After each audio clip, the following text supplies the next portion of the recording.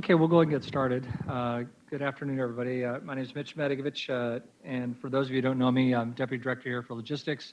My portfolio includes public safety communications, as well as our IT and our disaster log. So just wanted to say thank you and welcome everybody, and thank you for representing accordingly. We have a good meeting scheduled today, and I'm looking forward to working through all this. We do not have a quorum, though, currently at this time. And so there's certain actions will probably have to be deferred, such as approving the minutes for the last period of time. But we'll move through the agenda today and see if we can accomplish and make some good headway across the board here. But pretty excited about the PSRSPC and what we've got planned and what we're doing. So let me start off with the first item, which is the call to order and roll call. So start that.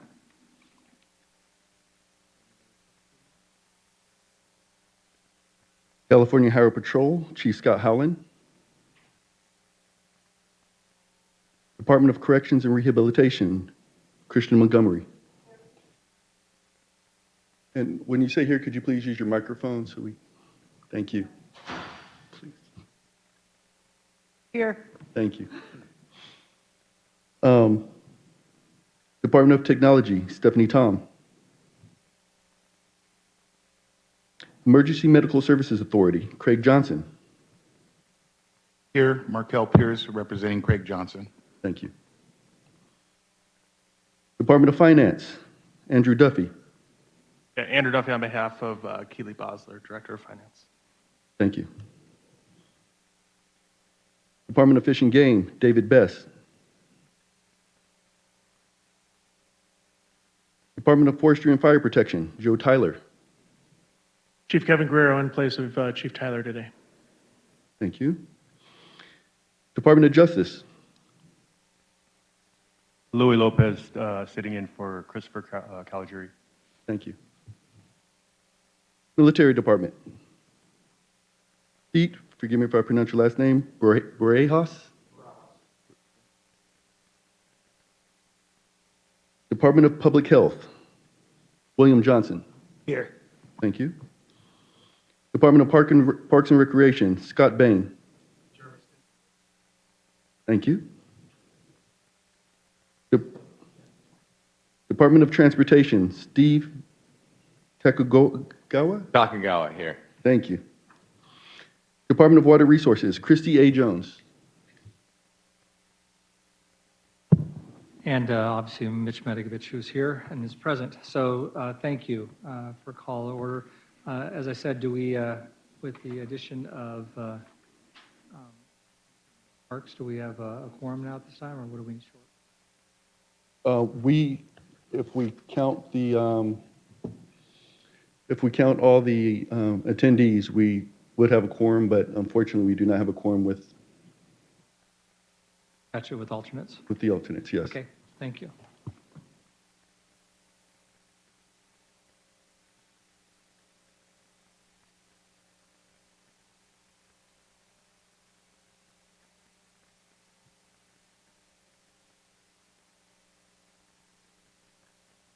Okay, moving on, looking at the, we'll come back and we'll, perfect, thank you.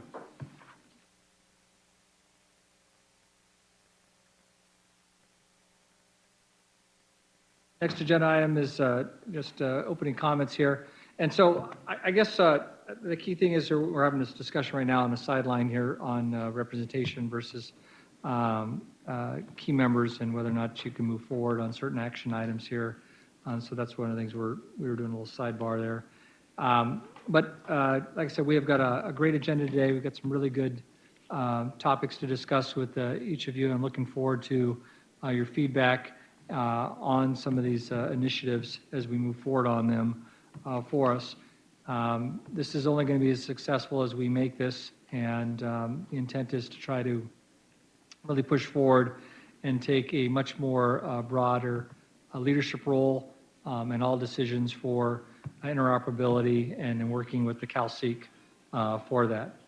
In the event of an emergency, I'll just remind everybody, we just go outside the door here to our rear, and we just step outside into the heat and count noses and make sure we're all accounted for. If you need to use the restroom or anything else, it's right outside the main double doors and to the right, and you'll find the facilities there. Next item is a review of the meeting minutes from March, which Pat Mallon was kind enough to share for me while I was testifying. So we did find one typo there for Ms. Montgomery and with the spelling, and I've got that annotated on my record. Are there any other corrections that need to be made for the minutes at this time that you can see for those of you that were here? William Johnson with CDPH. I was actually present at the last meeting, but Thank you. We'll make that correction there. You were representing Craig at that time, so thanks, Mr. Johnson.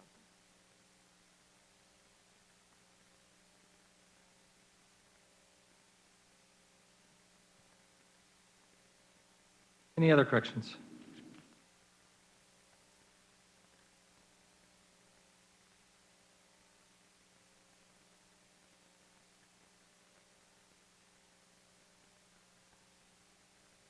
I had one question for the board. Was there any follow-up required that we were looking for from the Division of State Architect based on the new rulings and the procedures that they're putting in place for towers?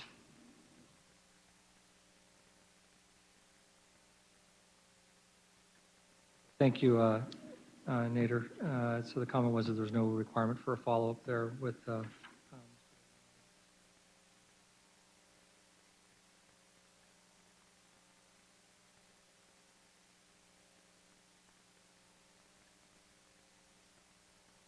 And hearing no other comments then, at this point in time, I won't be able to move forward for an approval of the minutes. We'll hold that off until the next board meeting when we have quorum.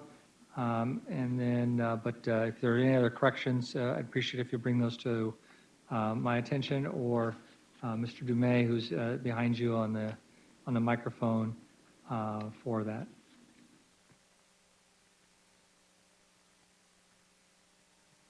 So the next agenda item is to discuss the charter. So in your packets, and for those of you that came inside that didn't get a chance to grab a packet, there's a charter that's there. So the charter for this organization was in fact actually approved many years ago, and so there was actually an active charter that's in place. That said, it was out of date, so we made some corrections and some updates to the charter as listed. And so it's in your packet. And I thought this would be a good opportunity to go through it.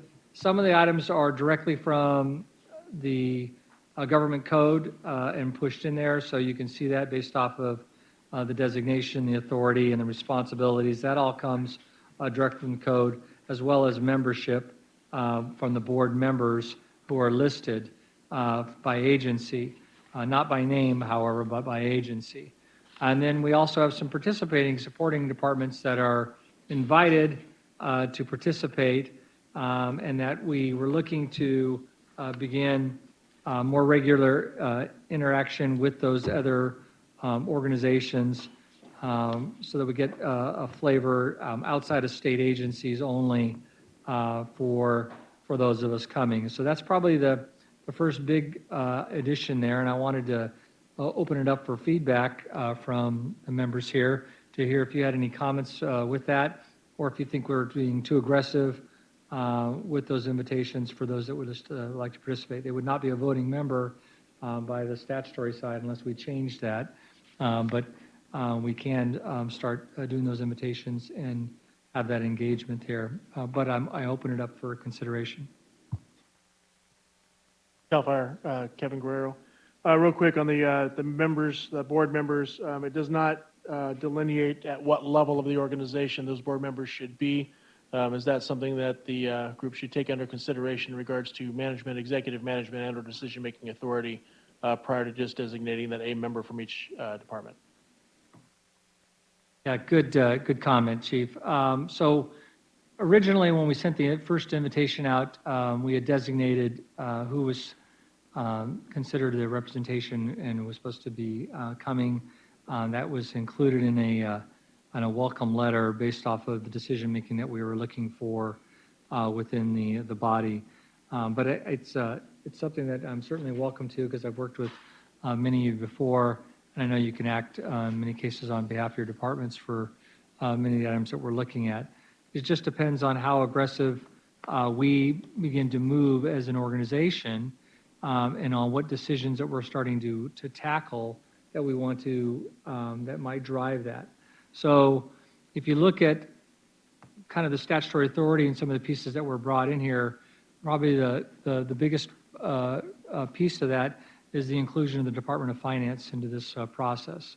There was a very specific reasoning to that to prevent the expenditure of funds inappropriately on equipment that wouldn't interoperate, that was not interoperable, or that may in fact not work in line with the strategic outline for the state of California. So, so to answer your question, you know, Kevin, it really gets to that point of if we start going down the road of what things we're looking at that we want as a board to non-concur occur on and recommend as a group and a body, you know, depending on how sensitive that gets, could drive, you know, the decision-making necessary that you want to have present on it. And again, just as far as CAL FIRE's was concerned, we believed it was at the deputy director level, but again, it's not clearly delineated, so I just wanted to make sure I'm clarifying that for my executive management. Expect representation to be here. That's a good comment. And Paul, if you can start looking that up for me and then see if you can have that piece from us to brief out on. We'll come back around to that.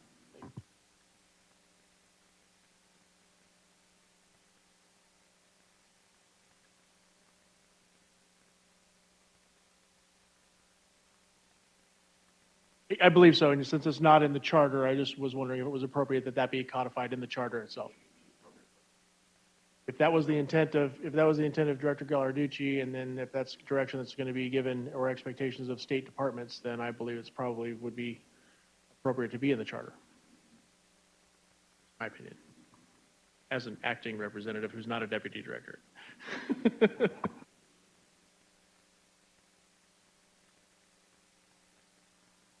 Well said. And so I think that is a good idea. We'll make that addition to the charter.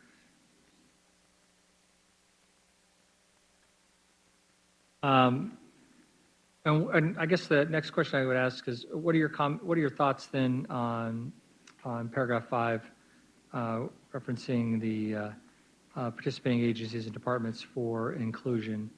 Are we being too aggressive with that? And I was looking for your feedback for those other partnering agencies.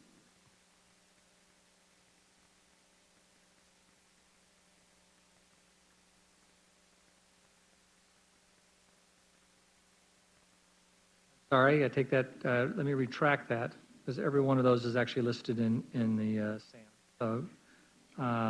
So we'll make sure that we continue to do that outreach for those members. I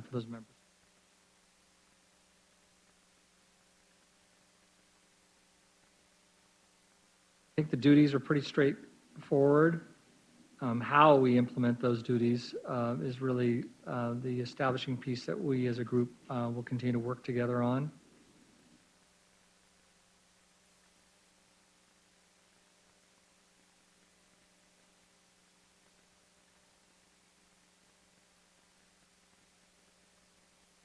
And particularly that sentence under paragraph 6 there for the on the purchase of public safety equipment to enable.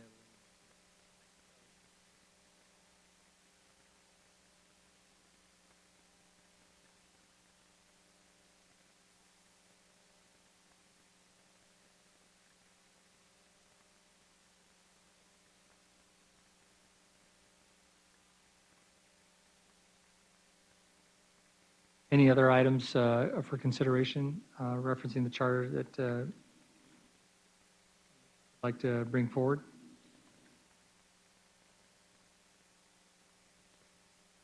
Mr. Montgomery, one comment, because we just went through it about delegates. That up at a different time.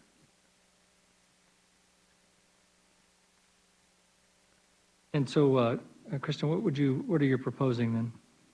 I propose that we do allow delegates because we have busy schedules and sometimes we can't meet it, and I want to make sure that we have voting members and representation and be able to meet.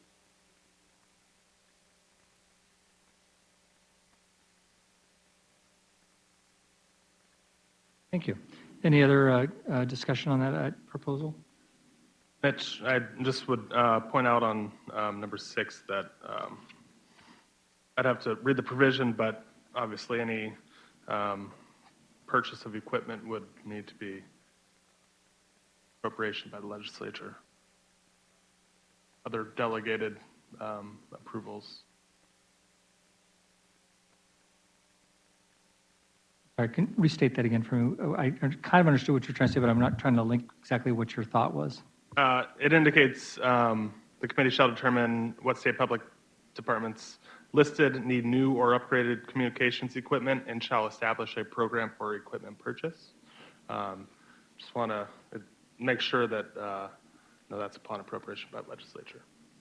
Yeah, that's a good comment here. So in reading through what I believe the intent of this statute was, is that the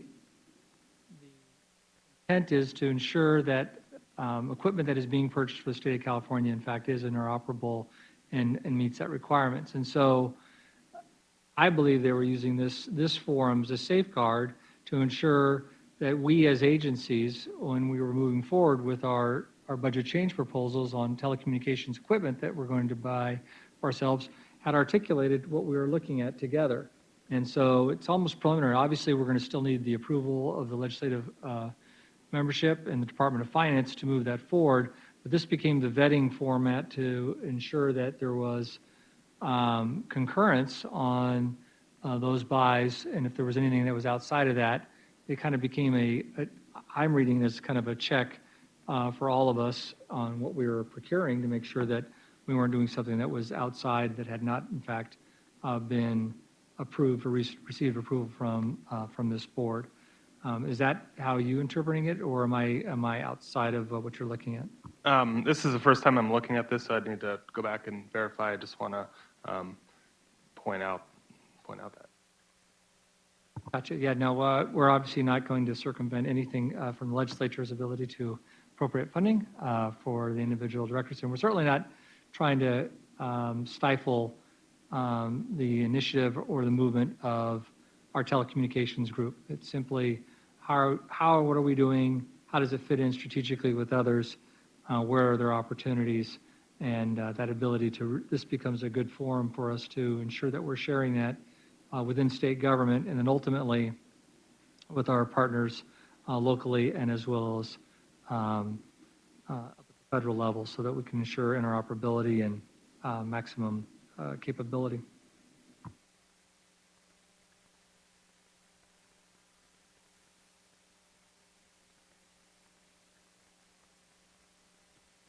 So I would like to comment on the delegates. I think one of the things, anytime you have a public safety radio system or any board, is not to hold up the implementation of the ultimate goal, and not having a quorum consistently will just drag it down. Getting towards safety implementation, I think we should really look at the delegates being available. Yeah, thank you, Steve. I certainly feel the same way now looking at around the room here as all of us are working through this and our ability to move forward. I think the key thing is having representation on it. So we know who the director has asked for. We're certainly going to have to make sure that we have provisions in the system for delegates to allow the movement of items forward for us. So thank you.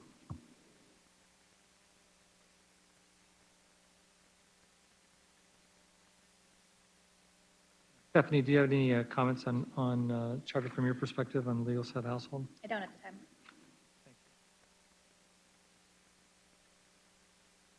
Okay, since we're not clear on the ability to execute on a vote for that piece, we'll make the corrections that have been annotated. The recommendation for inclusion of the desired membership level, as pointed out by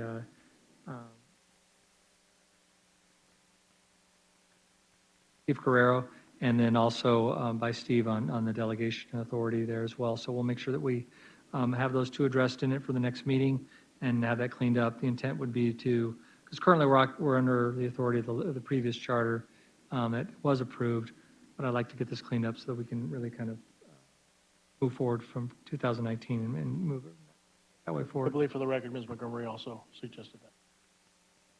Thank you, Ms. Montgomery. So annotated.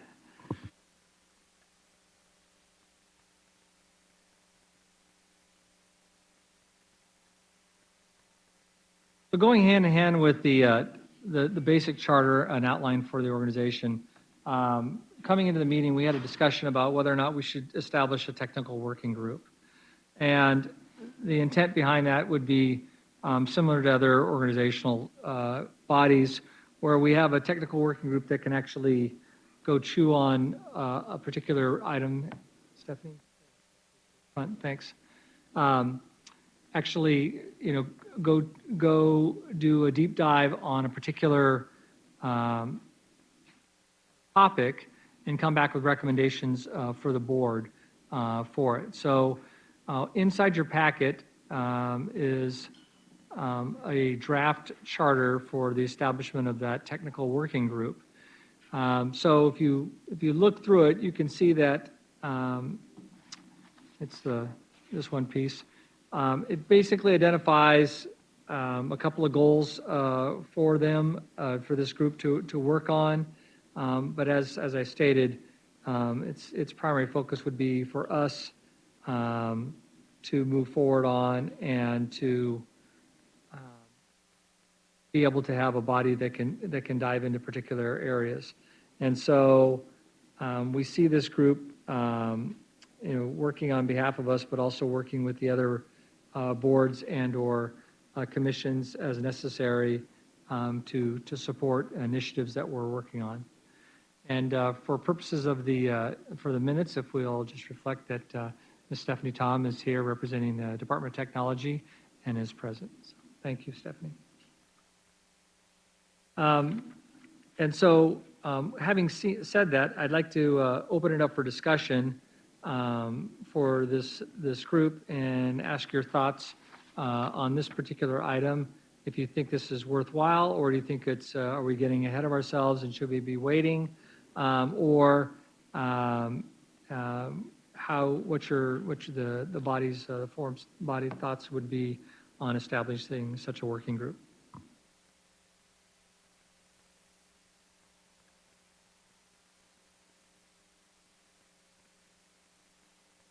So this is Steve with Caltrans. I think in the first meeting we had, I did recommend that we would have a technical working group. In past 800 megahertz or the 700 megahertz conversions that we've had, the technical working group's been pretty helpful to the board and to the overall success of any of the implementable projects. So I recommend that we would go ahead and move forward with the technical working group, and Caltrans would definitely like to be part of that. Outstanding. Thank you, Steve. I couldn't agree more with that. But I wanted to make sure that anybody else had any thoughts or considerations. The intent would be to get not necessarily a senior level person here, but somebody that can dive into it at the technical side from your agencies. That we're looking for that participation that can actually roll up their sleeves and look at some of the things that we're addressing. So if everybody's in agreement with that, we can move that forward as actually approve it. So disregard. So we'll let the record reflect that the suggestion was made, and we'll bring that back on as an agenda item then. Or any other comments that's really dissenting? In addition, the members list for this technical working group, do they need to be the same as the members that are on this board, or can they be subordinate, more field level folks that have more intimate knowledge of the workings? And is that the intent, that maybe that should be on this document as well? Well, again, it's not codified here. It just says suggested members, but it does not identify at what level. So as designated by the standing board members or such and such. I know CAL FIRE would probably want to be part of that group as well, because the VHF component and the mutual aid component that we be utilized along with our cooperators is also something that's going to have to be considered in interoperability. So two-part question, so or answer. So the first piece is we see that as specifically for not necessarily the members on this board, designed to bring in the necessary technical expertise, and particularly if it's a project is reaching or interfacing with our federal state partners, we might be reaching out to them as well and bringing them on for any specific item that we want to have looked at and worked on. And so the intent is to focusing on the technical expertise and not necessarily the senior executive level that may not have the working knowledge of a particular subsystem to vet out an issue or a problem that they may see. So, question? Yeah. This is Markel Pierce with IMSA, and I would like to support just mentioning the critical importance of the technical working group. I was a member of the technical working group during the P25 compliance, as well as the 700 megahertz frequencies coming online. And I found it absolutely critical to have subject matter experts that could actually talk about the technology intelligently and actually provide the board here with recommendations. I'd like to participate in that technical working group as we have in the past.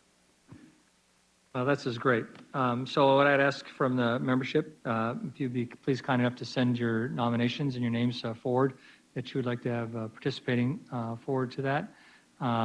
We'll start moving forward with the establishment of that group, and we'll look to codify that on the next board meeting for us, so that at the next PSRSPC meeting, we'll codify that as a voted item, and then we'll take those membership names and we'll start working forward it. So kind of it goes to two-part pieces to us here. So that establishment, and then those items that we wish them to start looking at and working forward. So before the next meeting, if there's a particular agenda or an issue item that you want to have, we bring up, we'll add that to the agenda, and we'll solicit those things that we want to have the technical working group brief out on or receive at this point in time of the issues that we want to have them address. And then we'll take your nominations and have them established and start that working group and move forward on it. So thank you.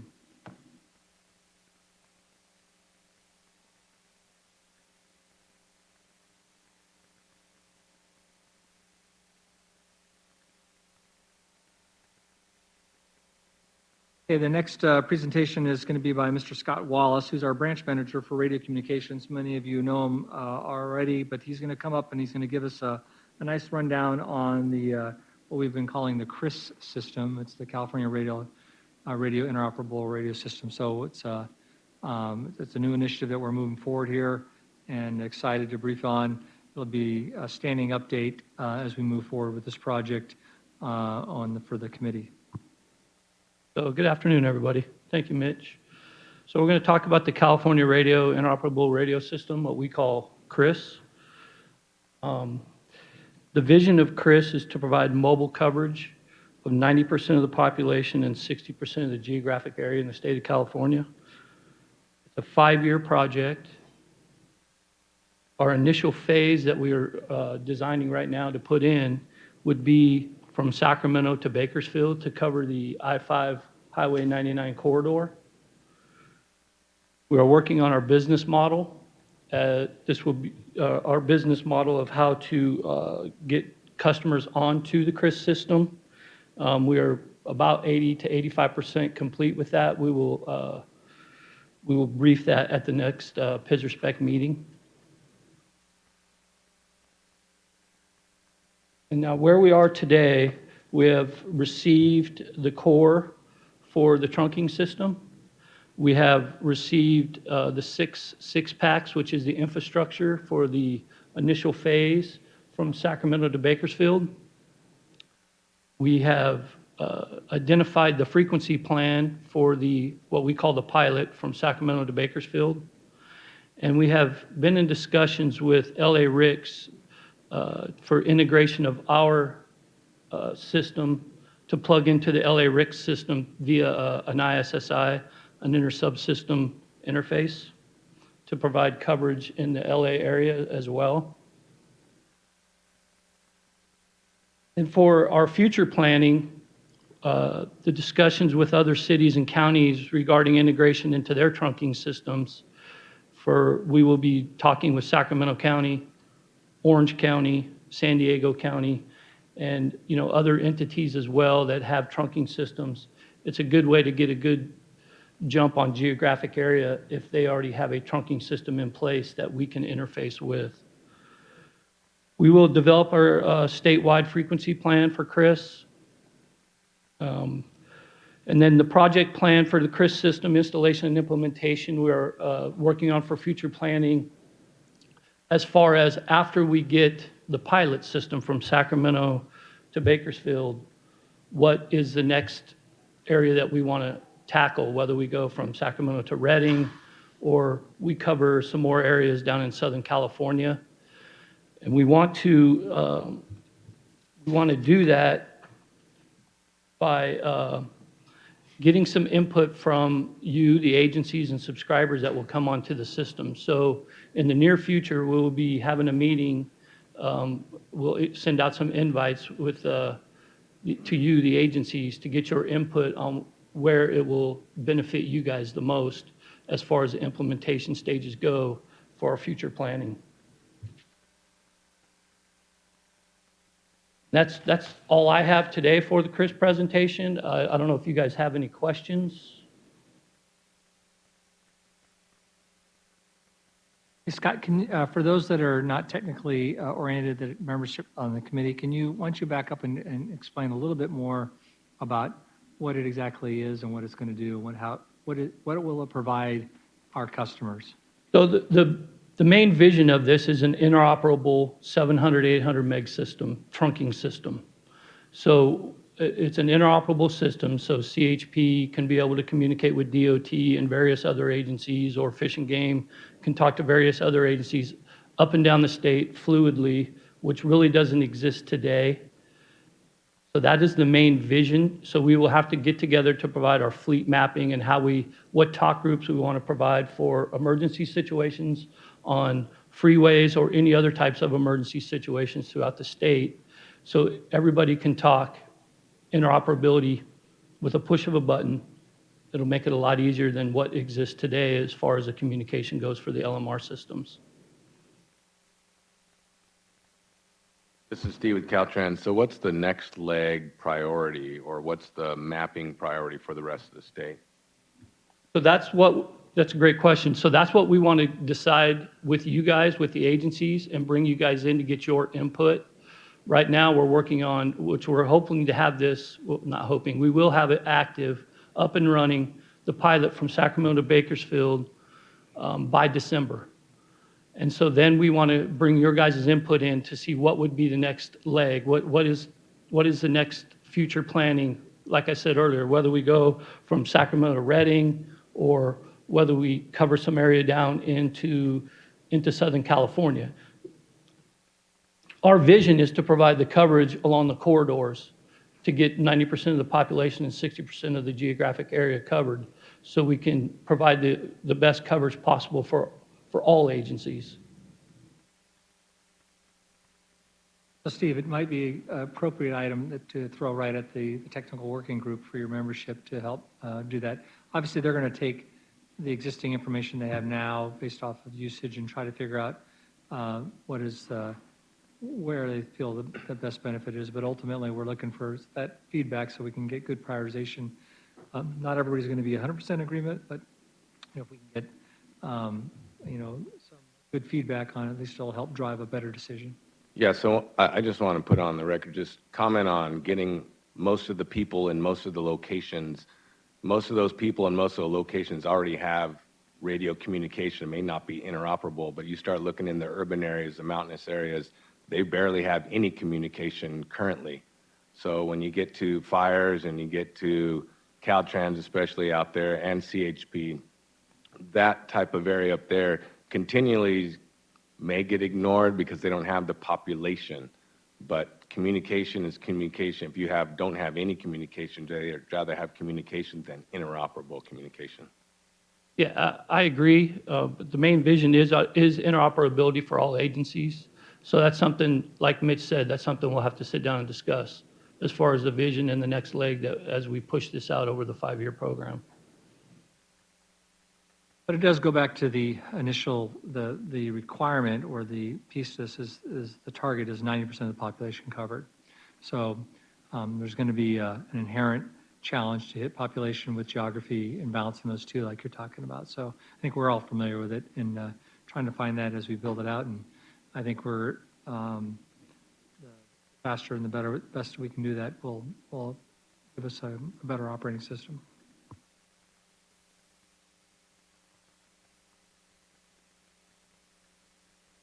Any other questions? Mark L. Pierce with IMSA. For this system, does this require an additional radio, or is this going to be a configuration to an existing radio, LMR? Are you talking mobile radio? Yes. So you'll have to have a 700 meg radio, but most multi-band radios do that. We also will have radios, I forget the amount, I think it's around 200 radios that we have when we put out this infrastructure and deploy this. If you do not have land mobile radios that will operate on the system, we have some that we could rent out, and that's part of the business model that we will bring up at the next PSRSPC meeting.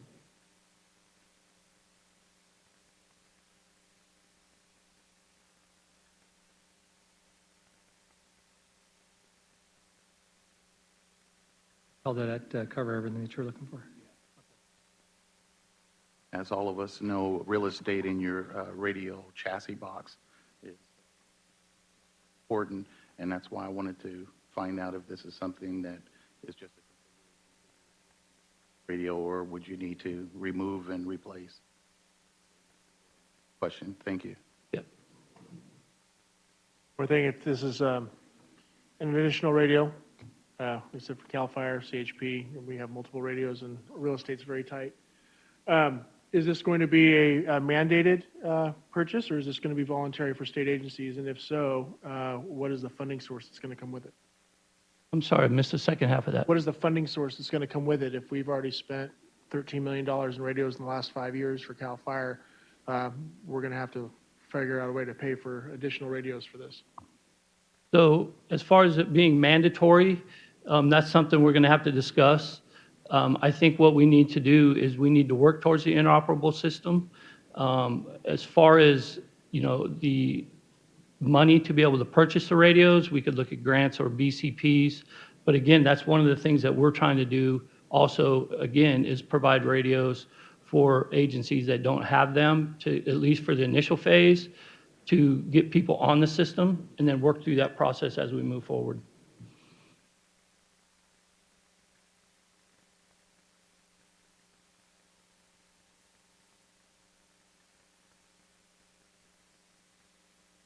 Correct.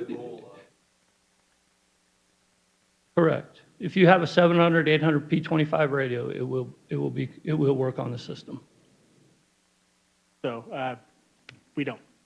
We have PHF, and that's our scope and interoperability piece.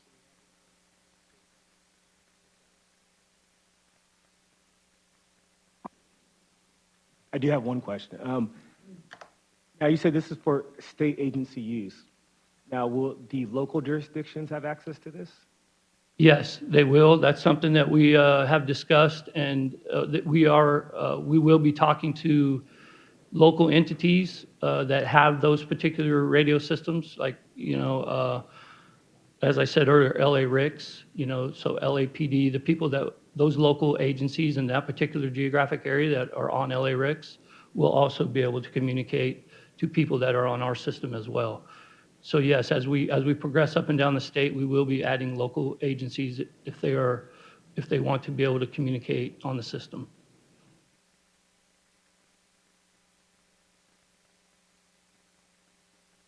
Pretty big initiative. We'll see. But that's why I wanted to make sure that everybody had a chance to at least get their first briefing on the pilot that's going in. And then at the next meeting, we'll be able to dive in more. If we can get your follow-on pieces, like we said, we can push this into the technical, your follow-on concerns. certainly the numbers that you're talking about, Kevin, become gaps are as we move forward.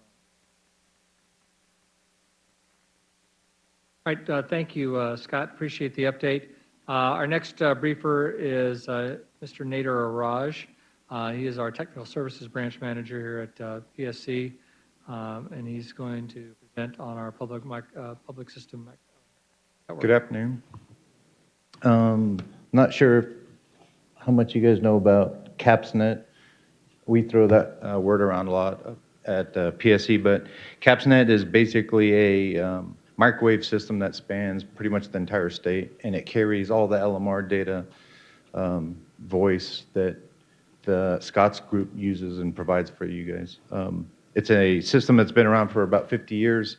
Most of it is analog, and it's due for an upgrade to digital, and not just digital, but also into moving the system into an IP-based system, which is we call MPLS. And that's going to greatly expand the capabilities of the network and provide a lot of solutions for the customers out there.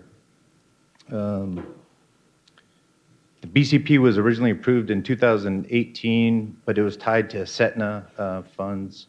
At the time, we didn't have the authority to increase the CETNA funds, so we didn't have any money to spend on the first year's build-out. The new governor gave us a $10 million loan for the first year, which we went ahead and started purchasing and implementing the first year's plan.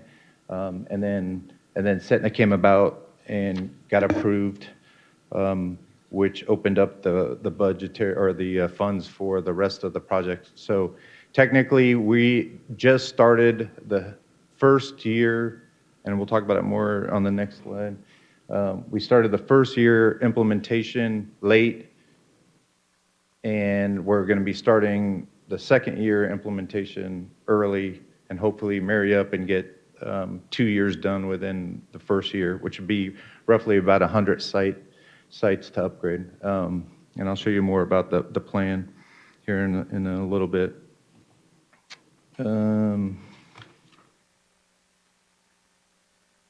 So the current state of the project, we've completed a lot of the heavy lifting type stuff, the design. We've implemented a handful. I say a handful because we're looking at doing about 325 total. We've done 25 sites, and we're using them as not proof of concept, but maybe we're running data across them, making sure that we're picking up any of the gotchas that we might run into before we roll out the complete solution. That's the heavy lifting type stuff. Some of the stuff we're still working on, obviously we have a bunch more sites that we have to do. Because the funding came in a little bit late, we weren't able to hire all the staff that we needed to hire to get this thing going. So we're kind of using internal staff that would be working on other projects to kick this off. Hopefully that's not going to be detrimental to some of the other projects that we're working on, but so they're working overtime to get some of these projects done. Next slide. So it's a 5-year project. There's a bunch of sites out there that we have to do. A lot of them are up in the mountaintops, and we're kind of held up a little bit by weather in those areas. There's about maybe 4 or 5 months during the wintertime that we can't touch these sites. And then we're running into some issues that we may or may not. We weren't anticipating maybe some tower issues and whatnot, but I think for the most part, with our partner, which is Nokia, and our internal folks, we're going to be able to stay on track and get this project done.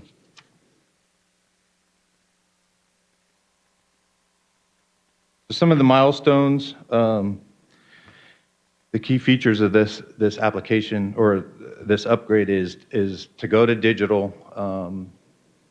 That really doesn't mean a whole lot to y'all at this level, but the big piece of it is actually going to the IP-based network. And as you guys know, everything in our houses and everything in our cars and then in our pockets are all IP-based. And when you're talking about an IP-based network, the different types of applications that we can run across an IP network are going to probably be endless. So some of the ones that we're working on now, one is CRIS, which is what Scott was talking about. It's an IP-based system. And so as CRIS gets rolled out across the state, we have to have an IP-based network for this to work properly across the network. So we're kind of married up with the CRIS project so that we can get the routes that he's wanting to upgraded ahead of him so that everything will work as soon as he turns his equipment on. Some of the other projects we're working on that are IP-based is a big one that everybody here at OES is familiar with is the earthquake early warning. They have sensors that are spread throughout the state, and they got to get that data back, all IP-based data, and they got to get it back to Caltech and Cal Berkeley to crunch the data and then get it back out for the early warning piece. And so we've been working pretty hard with that. And I'm sure as the network comes online and you guys realize the capabilities, you guys will come up with your own solutions or applications that you'd like to run across the network. IoT devices, everybody's familiar with IoT. That's huge. IoT is probably going to play a big role in our network in the future for fire early warning, earthquake early warning, and Department of Water Resources uses a lot of small IoT devices across their network for looking at solutions. So our schedule, I mentioned it a little bit earlier today. We just started well, actually, we've been working on what we call the East Sierra route. It's a route that kind of goes down 395. It's about 14 sites. We've been working on upgrading those. All the equipment's been purchased, configured, tested, and is going out the door within the next week or so for installation. There's a couple of sites that CHP has been integral in helping us fix some of the tower issues. You guys have been doing a great job. Thank you very much for that. But once that route is up and running, that'll be all IP-based and digital, and we'll be able to start running some of these different applications across that network. Like I said, we're simultaneously handling the South Valley network, and we're also concurrently doing North Coast that goes up towards Eureka area. We also just had, so that project's pretty much completed or will be completed shortly. We just issued a $10 million contract to Nokia for 52 sites, which are the ones that we were supposed to do last year. And then we're writing a scope of work for the next 53 sites, which is about $15.5 million.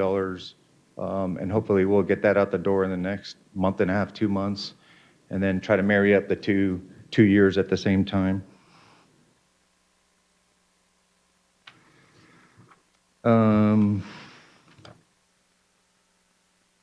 Skip ahead a little bit. Okay, so I'm just going to give you an oversight of the network components. We're having to build a core network, just like an IT department, that's going to run all this because it's all IP-based. That will reside in our Burkett location. We also have our network management organization that is going to be tied into this because they're going to be monitoring it 24 hours a day. Those guys reside down here at the end of the SOC. And then, of course, we got the land mobile piece of it that we're going to tie into it. And then our radios and router structure, which is all the MPLS equipment. Most of it is Nokia-based equipment. We have some Juniper firewalls and some other items that are not really Nokia centric. Was there a question? Anybody? Okay. Run through this. So I think this is the so what for all this. Basically, we're trying to build a resilient. Right now, with the analog system, if there's a fire and we need to reroute traffic, say, what was the one we did during the Paradise fires? The guys at Chico needed to be rerouted up to Redding. There's people physically have to go out there and make physical connections to reroute that traffic and get it up to Redding. Now this is all going to be pretty much hands-free. If we lose a tower, the traffic will reroute automatically around the state to get it to where it needs to go with very little interaction. That's the big thing on going with the MPLS. We're also, it's very redundant. The equipment itself is all 5.9s, but we're putting multiple routers at each location. We're putting multiple firewalls at each location. We're putting multiple MPLS routers at each location. So the system is going to be very, very solid. And then I talked about the capabilities a little bit earlier. It's just going to open up the level of applications to, I mean, I think the sky's the limit when it comes to IP-based applications. Really, that's all I have. Is there any questions?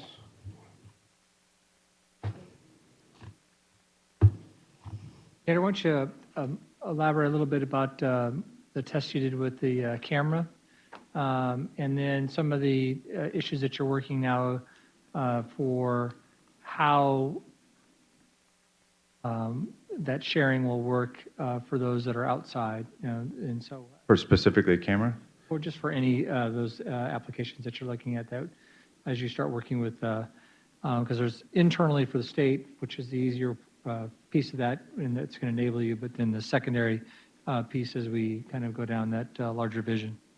So, you know, we touch or have equipment at somewhere in the neighborhood of 325 towers throughout the state, which is a good opportunity for us to put cameras on all those sites and help out CAL FIRE and ourselves for spotting fires, or we can use them for pretty much anything. We'd ran a kind of a prototype test with, trying to remember the name of the organization, university. It's a combination of University of Reno and UC San Diego. They have cameras that they've installed all over the state, and then they provide that access to whoever needs it. And it's free of charge. They gave us some cameras to install. We did one at Mount Diablo, which is one of our sites, and then ran the data. It's all IP-based cameras, ran the data across our IP backbone to our office downtown, and then getting ready to give them access to it. They have a .org website that they post all these cameras on, and anybody can use them. But I think what it shows is a good partnership between us and everybody else that is concerned about the same stuff, right? The early warning or as much early warning as they can get on the fires. We are also doing a couple other prototypes or proof of concepts using LTE equipment. So we're thinking about building our own private LTE network that would be available to you guys to collect any data or provide any sort of data capabilities that you guys will need in those rural areas that you were talking about, Steve.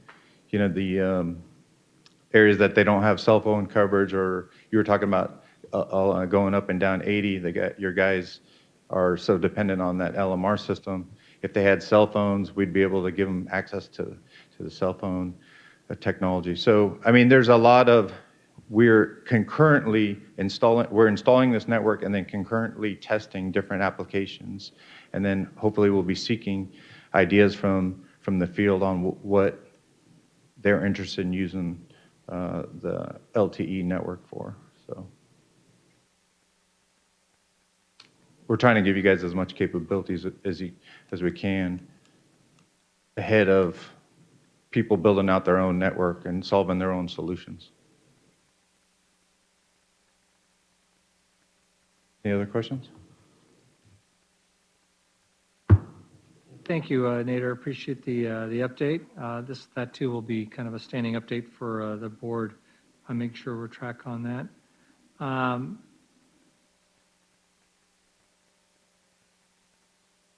Next time we have is Department of Finance budget change proposals update. Sure. Andrew Duffy, Department of Finance, on behalf of Keely Bosler, the director.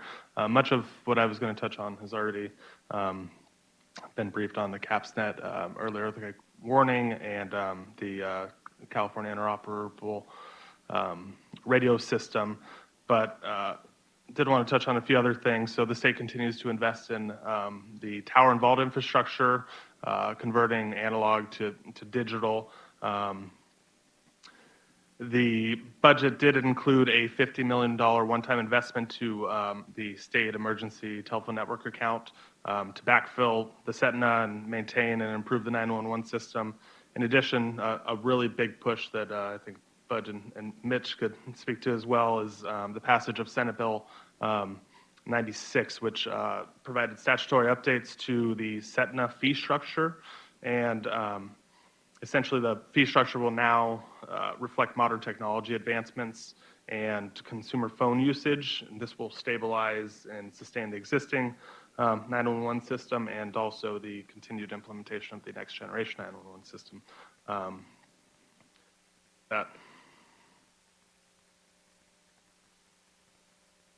Well, thank you. I appreciate that. Any questions for Mr. Duffy? Thank you very much. I don't see Reggie here, so I'll figure out where he's at from our office. I do know there's some items that are in the handouts. They're in your packet. You can see the current bills that are moving through right now. And there are, if they do show, we'll go back into those in detail. Intent was to provide one of our legislative reps here to provide an answer for you on those actions that are currently taking place and where provide some insight on those for you. Moving forward, we'll move into the statewide interop executive committee update by Mr. Courier. So Bud, she's our representative for the CalSeek for the state of California. Sorry, I had to adjust the microphone down. I'm not 6 feet tall. I'm Budge Courier. I'm over the 911 communications branch within Public Safety Communications. So oversee the 911 system for the state and also support Emergency Support Function 2, which is communications, and part of that includes the California Statewide Interoperability Executive Council. So this board will have a joint meeting with them. That's in statute, so we will have that on the agenda. And when we are not in a joint meeting, I'll be providing an update. I serve as the statewide interoperability coordinator, so all of your land mobile radio systems that you maintain as a state agency, those interoperable channels and kind of the use of those channels and all that fall under a document that's called the Statewide Communications Interoperability Plan, or the SCIP. And we update that. And many of the, as a matter of fact, every single organization in this room has representation at these CalSeek meetings at the local level and also in the planning workshops to develop those governing documents. So what I'm going to provide an update on is some of the activities that most of you are probably already aware of, but I want to provide an opportunity for you to give me some feedback. So the state is organized into 4 planning areas. These are locally run. Cal OES does not chair the meetings, but we do provide any administrative support they might need, and then obviously any guidance they need from directives either coming down from the federal or the state level. We make sure that those are weighed out there. So each of these planning areas meets quarterly, and they're all pretty active. And if you want additional information on dates and next meetings and all that, I can definitely provide that information for you. Any questions on kind of what the CalSeek is and how it's organized? The CalSeek governing board is made up of the chairs of these that you see on the board on the screen here.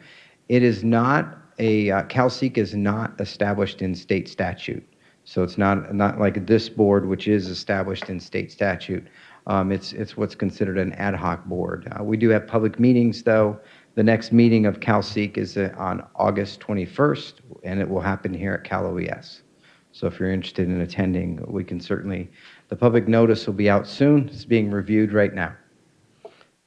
Any questions on CalSeek or the membership? I'm going to give you a couple other details.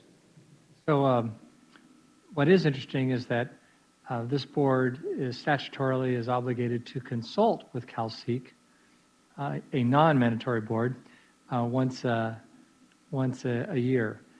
So we will do a joint session at some point down the road annually to ensure that we meet that statutory requirement, but it is kind of an interesting nuance from it. So thank you, Budge.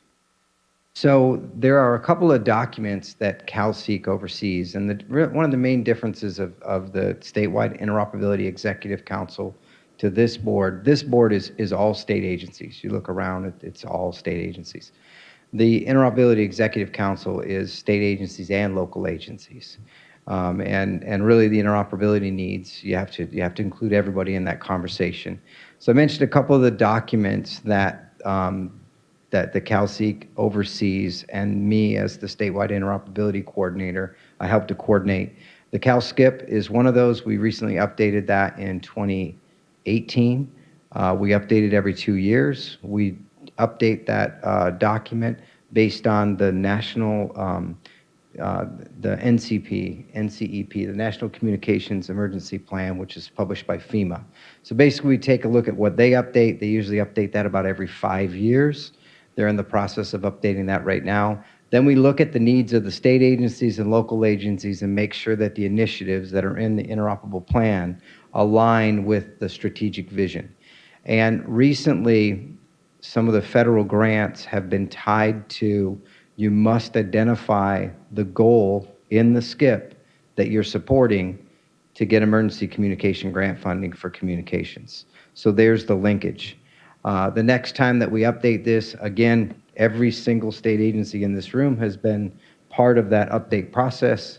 The goals are very high level. They're not difficult to figure out which one of the goals you align to. There's 11 different goals in that document. And those of you that are applying for grants, you've probably already figured out which lane you align with. So I can give you more information on that if you want, but that's the importance of the SKIP. That's why it's an important document. It also outlines the strategic vision for where we're headed for interoperability, and systems like the CRIS system and the update of the state microwave system go right in line with those goals that are identified in that document. The other document we maintain is much more tactical. It's the California Interoperable Field Operations Guide. So this has the specific channels that are used for interoperability statewide. There's a large portion of the document in the beginning that outlines all interoperability channels, and then in the back of the document, each operational area has a summary of if you want to go into Tulare County. This is the channel that's actively monitored 24/7, or channels. Here's the point of contact for the 24/7 dispatch center, emergency manager. All that information is contained in this Cal IFOG. We're in the process of updating this document. We just gathered all the data from roughly 58 operational areas, 58 counties. There are some large cities that have a section of the document as well. We have all the data back. We've sent it off to Department of Homeland Security, who is helping us to update the document, putting it in a standard format. Once it comes back to me, we will then turn that into an application that will be available to you through both the Google Store and through the Apple Store. So look for that by the fall of this year. We should have that available in electronic version. I will also post an updated PDF version of it on our website. And we're working on a way to get hard copies. Hard copies are much more difficult for me to solve. The electronic versions are usually much easier for me to provide. So that's where we're at with the California Interoperable Field Operation Guide. Any questions on that? All right, so the next one, training and assistance. Each year, the state is allowed to request technical assistance from the Department of Homeland Security. We get 5 requests as a state. So the CalSeek solicits their operational areas, and then all this data comes up to the CalSeek, and we only get 5 requests, so you can imagine we get more than that we need to fill. And each year we submit those 5 to Department of Homeland Security. They usually approve 3 or 4. Sometimes we get 5. We've been very successful in completing our projects and showing that we're actually accomplishing something with the money we're given. So some years we even get more than 5 because we're successful. Other states are trying to work through the process. And so it's not uncommon that they approach me and say, hey, Budge, we've got another technical assistance. Can you meet this?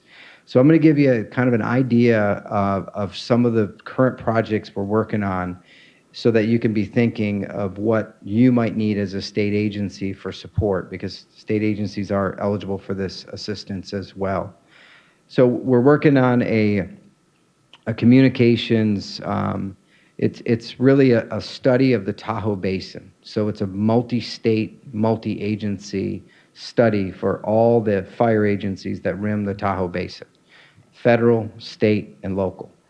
We had our kickoff meeting on July 2nd, and the result of this will be a study that shows options on what to do for a potential joint dispatch center, right? To include everything that would be complete joint dispatch or virtual options, space needed, all of that. There's no funding to do the project. This just shows the options available for the Tahoe Basin. So at that meeting, there were representatives there from CAL FIRE, from CHP, Caltrans was there because it's a major transportation corridor. The local transportation authorities were there. So there was probably 50 different agencies that met in Tahoe. So having a meeting in Tahoe is kind of an advantage. Lots of people want to come, obviously, so that might have been part of it. So that's an effort that's ongoing. Once the study's done, then we'll look toward, okay, what makes the most sense to implement this? Obviously, state of Nevada was involved as well, because there's Nevada agencies that rim the Tahoe area. So that's a study that's going to be completed toward the end of this year. We're also working on coordinating some communication exercises. So these are focused communication exercises that are used to help those that have communication unit leader, task books, COML, COMT, communication technicians, incident dispatcher task books. You actually do an exercise, and then through that process, you're validating the task book to align with the training that you've received for all hazards. So it's a little different than the fire scope world, where there's a much more deliberate process. In the all hazards world, communication exercises and other real world exercises is what you use to complete those task books. We're planning a communication exercise that will probably coincide with Fleet Week this year. And what happens is we do the exercise, it supports the Fleet Week event that happens in the San Francisco Bay Area, and then the Department of Homeland Security, through a consultant, sends out people to actually evaluate your task books. That's all part of that process. So we'll be completing that. There's going to be a communication unit leader course that'll be offered in down in Kings County and Hanford on November 5th through the 7th. So that's another thing we're getting through this technical assistance program. I already talked about the updates we're making to the field operations guide. We were able to get a couple of extra courses this year that didn't count toward our 5 that we requested. There's some movement to identify a communications unit position specifically for IT. So we know that information technology is something that we're starting to incorporate more and more into incident response. There's a new course that FEMA created. It's called ISTL, Information Technology Service Unit Leader. We've just recently completed one of those courses. It was in the Bay Area in Concord on July 15th to the 19th. There were 18 students that went through that course. One is sitting right here. Hank O'Neill went through that course. And there were some others, from around the state. We are going to be scheduling another one of those courses down in the LA area sometime in the fall. We don't have a date for that course yet, but when we do, we'll get the word out to this board so that if you have folks in that area that meet the qualifications, then you could attend.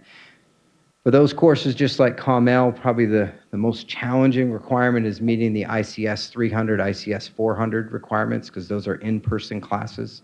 So there's certain classes you have to have in order to qualify to go to this training.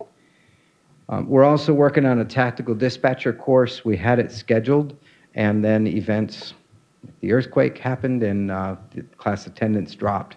So we're going to need to reschedule that class, but that'll be something that will be in the Sacramento area for tactical dispatchers and related to TERT, if you're familiar with that program, the Tactical Emergency Response Train. Wait, what's the T? Can't remember what the T stands for.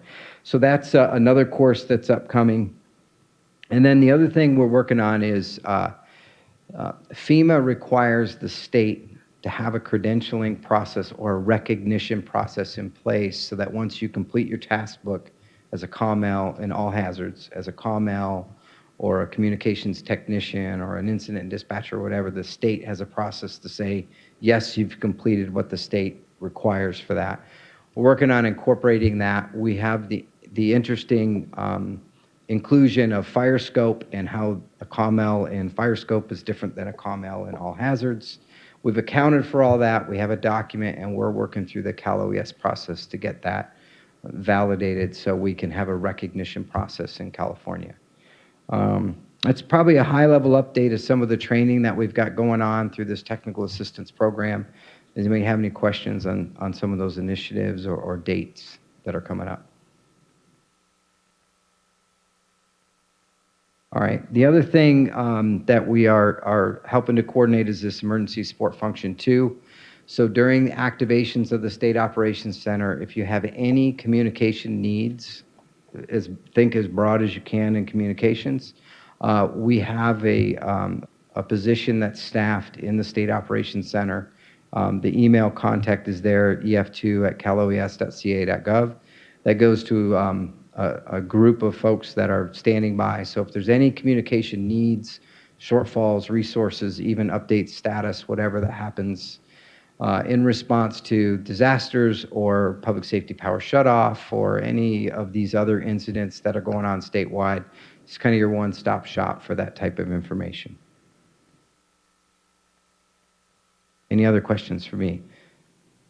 I think that's it for me. All right. Thank you. Hey, thank you, Budge. I appreciate that. Good update, and we'll look forward. Like I said, we'll have a follow-on point. We'll probably be inviting all the chairs from the regions up for one of our joint sessions here for us.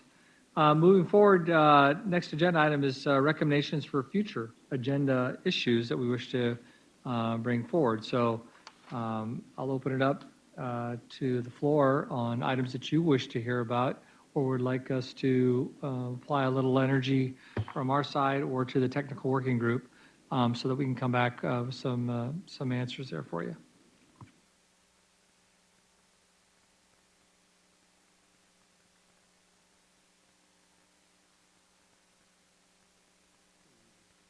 Okay, so hearing none, if there's something else that comes up, please let us know before we lock in the agenda per the Bag the Keene standard 10 days prior. So let's not need to have that before that time, and ideally a little earlier so I can do the necessary research and get the staff working that for you. Otherwise, we'll continue to move forward on it, and I will we'll guarantee that we get clarity on the one open item that we had here at the beginning of the meeting, and we'll lock that down. I think that's going to be solvable pretty easy, and then we'll move forward on the rest of this. But if you're happy with the information that you're getting now on these major programs that we're working right now between Chris, CalSeek, and our CAPSNet, we'll continue to move forward those for you, and then talk a little bit more about, as I start to build out, what that means for you there. So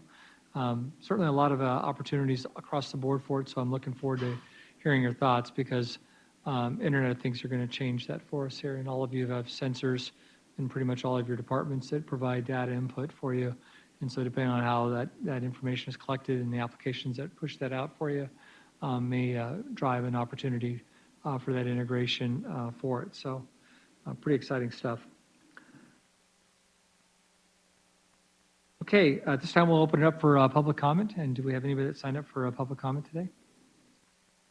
Hearing a horizontal shake, so this is a good thing. So we'll move on, or bad thing, depending on how you look at that. At this point in time, we'll move forward to adjourn. So with that, thank you very much for your attendance today. I appreciate everybody taking the time to come out, and I look forward to seeing you next quarter. So thank you, everyone.